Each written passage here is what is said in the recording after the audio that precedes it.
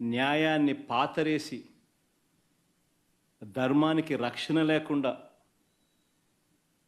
ఈరోజు ఆస్తులు ధ్వంసం చేస్తూ ఉన్నారు, దొంగ కేసులు పెడతా ఉన్నారు, ఇరికిస్తూ ఉన్నారు కేసుల్లో.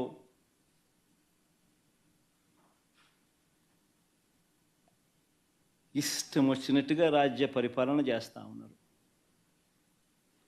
అన్ని రకాలుగా ఫెయిల్ అయిపోయిన ఈ ప్రభుత్వం చివరికి ప్రతి అడుగులోనూ డైవర్షనే, ప్రతి అడుగులోనూ డైవర్షనే. ఈ డైవర్షన్ పాలిటిక్స్ అనేటివి ఏ స్థాయిలో ఉన్నాయి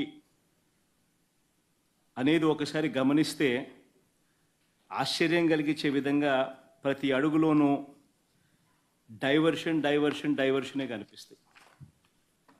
ఎందుకనంటే ఒకసారి